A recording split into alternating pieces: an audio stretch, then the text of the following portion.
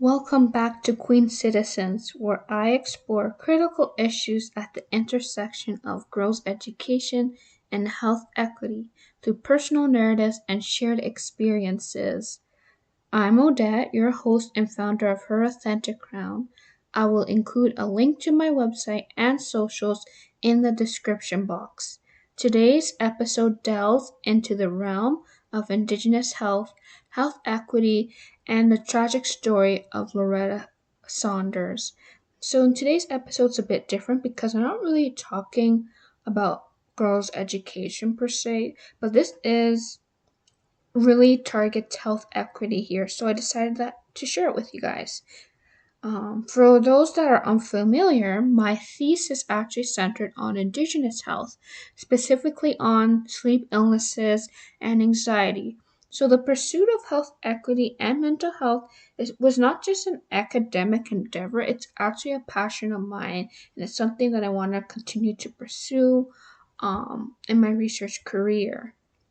So moving on to Loretta Saunders' story. In Eastern Canada, there was a student named Loretta Saunders. Her research focused on an issue of immense significance: missing and murdered Indigenous women and girls, also known by the acronym MMIWG. Saunders was not just a researcher, she was Indigenous herself and adding a deeply personal dimension to her work. Shockingly, in February 2014, tragedy struck.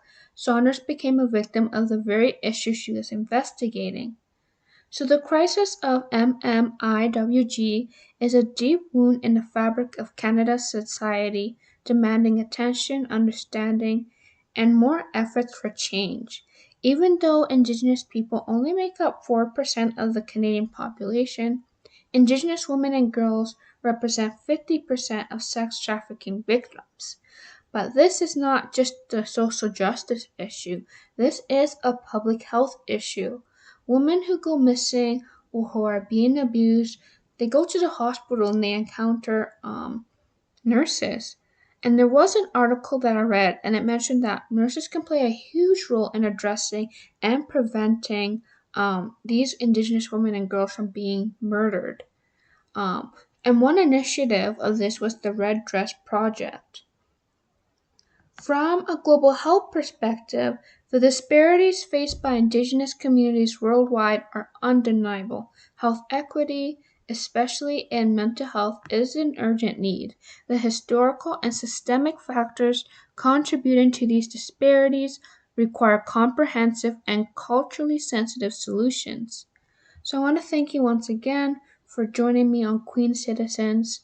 Saunders' story is a crucial chapter in the broader narrative of Indigenous health and health equity.